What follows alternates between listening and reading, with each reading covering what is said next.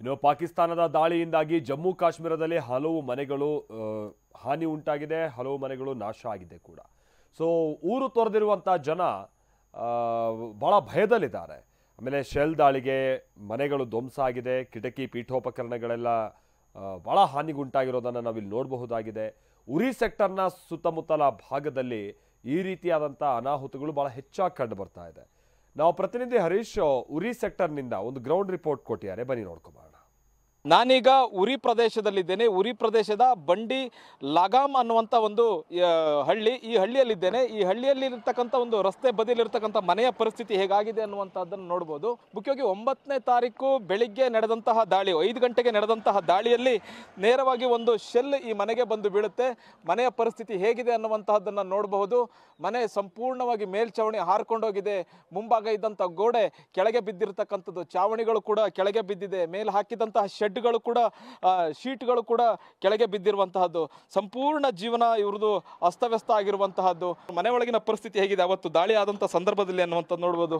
ಮನೆಯ ಕಿಟಕಿ, ಗೋಡೆ ಎಲ್ಲ ಮುರಿದು ಚಲ್ಲಾಪಿಲ್ಲಿಯಾಗಿ ಬಿದ್ದಿರುವಂತಹದ್ದು. ಇಲ್ಲೊಂದು ಟಿವಿ ಕೂಡ ಇದೆ, ಟಿವಿಯ ರಿಸೀವರ್, ಅದು ಒಂದು ಶೆಲ್ನ ಒಂದು ತುಣುಕು ಈ ಟಿವಿಯ ರಿಸೀವರ್ಗೆ ಬಂದು ಬಡ್ದಿರ್ತಕ್ಕಂಥದ್ದು. ಪರಿಣಾಮ ಹೇಗಿದೆ ಅಂತ ನೋಡ್ಬೋದು. ಒಂದೊಂದು ಶೆಲ್ನ ಒಂದೊಂದು ಪುಡಿಯೂ ಕೂಡ ಬಿದ್ದರೆ ಒಂದೊಂದು ಬುಲೆಟ್ ಬಿದ್ದ ಹಾಗೆ ಆಗುತ್ತೆ ನೋಡ್ಬೋದು. ಮತ್ತು ಇಲ್ಲಿನ ಟಿವಿಯ ಪರಿಸ್ಥಿತಿ ನೋಡ್ಬೋದು ಹೇಗಾಗಿದೆ. ಆ ಕಡೆಯಿಂದ ಬಂದು ಬಿದ್ದಂತಹ ಒಂದು ಶೆಲ್ನ ಒಂದು ತುಂಡು ಯಾವ ರೀತಿ ಟಿವಿಯನ್ನೇ ಸಂಪೂರ್ಣವಾಗಿ ಧ್ವಂಸ ಮಾಡೋಕ್ಕಿರುವಂಥದ್ದು. ಕಿಟಕಿ, ಬಾಗಿಲುಗಳು ಸಂಪೂರ್ಣ ನಜ್ಜುಗುಜ್ಜಾಗಿರುವಂತಹದ್ದು. ಈ ಮನೆ ಯಾವಾಗ ಬೇಕಾದರೂ ಕುಸಿಬಹುದು ಅನ್ನುವಂಥ ಆತಂಕವನ್ನು ಇಲ್ಲಿನ ಮನೆ ಜನರು ವ್ಯಕ್ತಪಡಿಸಿ ನೋಡ್ಬೋದು. ಈ ಗೋಡೆ ಕೂಡ ಬಿರುಕು ಬಿಟ್ಟಿರುವಂತಹದ್ದು. ಜೊತೆಗೆ ಇಲ್ಲಿ ನೋಡ್ಬೋದು, ಇಲ್ಲಿ ಶೆಲ್ನ ಪುಡಿಗಳಿವು. ಇದು ಒಂದೊಂದು ಶೆಲ್ನ ಪುಡಿ ಏನಿದೆ, ಇದು ಒಂದೊಂದು ಬುಲೆಟ್ ಇದ್ದ ಹಾಗೆ ಏನು ಬಂದು ಬೀಳುತ್ತೆ. ಬಿದ್ದ ತಕ್ಷಣ ಆ ಶೆಲ್ ಛಿದ್ರ ಆಗುತ್ತೆ. ಛಿದ್ರ ಆದಂಥ ಸಂದರ್ಭದಲ್ಲಿ ಒಂದೊಂದು ಪುಡಿಯು ಕೂಡ ಒಂದೊಂದು ಶೆಲ್ ರೀತಿಯ, ಒಂದೊಂದು ಬುಲೆಟ್ ರೀತಿಯಾಗಿ ತೀವ್ರವಾಗಿರುತ್ತೆ. ಅಂದರೆ ಅದು ಎಫೆಕ್ಟ್ ಅಷ್ಟು ಇರುತ್ತೆ.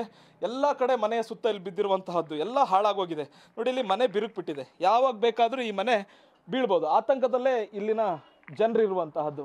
ಅವತ್ತು ಸದ್ಯಕ್ಕೆ ಹೇಗೋ ಈ ಪ್ರತಿದಿನ ಇಲ್ಲೇ ಮಲಗ್ತಾ ಇದ್ರು ಅವರು. ಅವತ್ತಿನ ದಿವಸ ಇಲ್ಲಿ ಮಲಗಿರಲಿಲ್ಲ. ದಾಳಿ ಆಗ್ತಾ ಇದೆ ಅನ್ನುವಂಥ ನಿಟ್ಟಿನಲ್ಲಿ ಪಕ್ಕದ ಒಂದು ಊರಿಗೆ ಮನೆಯವರೆಲ್ಲ ಶಿಫ್ಟ್ ಆಗಿದ್ರು. ಮನೆಯ ಯಜಮಾನ ಮಾತ್ರ ಮನೆಯ ಹಿಂದಿನ ರೂಮ್ನಲ್ಲಿ ಮಲ್ಕೊಂಡಿದ್ರು. ಅವತ್ತು ಒಂದು ವೇಳೆ ಮನೆಯವರು ಏನಾದರೂ ಇಲ್ಲೇ ಮಲ್ಕೊಂಡಿದ್ರೆ ಅವರ ಪರಿಸ್ಥಿತಿ ಕೂಡ ಹಿಂಗೆ ಆಗ್ತಿತ್ತು ನೋಡ್ಬೋದು. ಇಲ್ಲಿ ಒಂದು ಶೆಲ್ನ ಒಂದು ತುಂಡು ಬಿದ್ದು ಹೇಗೆ ಎಫೆಕ್ಟ್ ಆಗಿದೆ ನೋಡ್ಬೋದು. ತೂತಾಗಿದೆ, ಈ ಬೀರ್ ಕೂಡ ತೂತಾಗಿರುವಂತಹದ್ದು ನೋಡ್ಬೋದು. ಇದು ಯಾವ ಪ್ರಮಾಣದಲ್ಲಿ ದಾಳಿ ಆಗಿದೆ, ಯಾವ ರೀತಿ ಎಫೆಕ್ಟ್ ಆಗಿದೆ ಅನ್ನುವಂಥದ್ದು. ಅದು ಬ್ಯಾಗ್ ಕೂಡ ಹರಿದೋಗಿದೆ. ಪುಸ್ತಕಗಳಿಗೂ ಕೂಡ ನಷ್ಟ ಆಗಿರುವಂತಹದ್ದು ನೋಡ್ಬೋದು. ಪುಸ್ತಕಗಳು ಕೂಡ ಸೀಳ್ಬಿಟ್ಟಿದ್ದಾವೆ. ಮಕ್ಕಳು ಓದುವಂಥ ಪುಸ್ತಕಗಳು ಕೂಡ ಸೀಳ್ಬಿಟ್ಟಿದ್ದಾವೆ. ಪರಿಸ್ಥಿತಿ ಹೇಗಿದೆ, ಯುದ್ಧ ಅಂತಂದರೆ ಯುದ್ಧದ ಪರಿಣಾಮಗಳು ಹೇಗಿರ್ತವೆ ಅನ್ನುವಂಥದ್ದನ್ನು ನೋಡ್ಬೋದು. ಈ ಒಂದು ರೂಮ್ ಇಷ್ಟೊಂದು ನಷ್ಟ ಆಗಿದೆ. ಅದರ ನಂತರ ಈಗ ಮೇಲ್ಗಡೆ ಚಾವಣಿಯು ಕೂಡ ಅಷ್ಟೇ ರೀತಿಯಾದಂಥ ಒಂದು ಎಫೆಕ್ಟ್ ಆಗಿರುವಂಥದ್ದು ನೋಡ್ಬೋದು. ಸಂಪೂರ್ಣ ಇದು ಹಾರು ಹೋಗ್ಬಿಟ್ಟಿದೆ. ಆ ಕಡೆಯಿಂದ ಬಂದು ಬಿದ್ದಂತಹ ಶೆಲ್ ಏನಿದೆ ನೇರವಾಗಿ ಮೇಲ್ಛಾವಣಿಗೆ ಬಿದ್ದಿದೆ. ಮೇಲ್ಛಾವಣಿಯಲ್ಲಿ ಇದ್ದಂತಹ ಕೋಳಿಗಳು ಕೂಡ ಇಲ್ಲಿ ಸತ್ತು ಬಿದ್ದಿದ್ದು ಅನ್ನುವಂತ ಹೇಳ್ತಾರೆ. ಜೊತೆಗೆ ಸಂಪೂರ್ಣ ಚಾವಣಿಯೇ ಹಾರ್ಕೊಂಡು ಹೋಗ್ಬಿಟ್ಟಿದೆ. ಅಂದರೆ ಇವರೀಗ ಈ ಮನೆಯಲ್ಲಿ ಜೀವನ ಮಾಡುವಂಥದ್ದು ಕಷ್ಟ ಆಗಿದೆ. ಇವರ ಮನೆಯಲ್ಲಿರ್ತಕ್ಕಂಥ ಮಹಿಳೆಯರು, ಮಕ್ಕಳು ಎಲ್ಲರೂ ಕೂಡ ಅವತ್ತಿನ ದಿವಸ ಹೆದರಿ ಬೇರೆ ಸುರಕ್ಷಿತ ಸ್ಥಳಗಳಿಗೆ ಹೋಗಿದ್ರು. ಯುದ್ಧದ ಪರಿಣಾಮ ಹೇಗಿರುತ್ತೆ, ಯುದ್ಧ ಜನಜೀವನದ ಮೇಲೆ ಯಾವ ರೀತಿಯಾದಂತಹ ಪರಿಣಾಮವನ್ನು ಬೀರುತ್ತೆ ಅನ್ನುವಂಥ ತೋರಿಸುವ ಪ್ರಯತ್ನ ನಮ್ಮದು. ಕ್ಯಾಮ್ರಾ ಪರ್ಸನ್ ಅಜಯ್ ಜೊತೆಗೆ ಹರೀಶ್, TV9 ಉರಿ.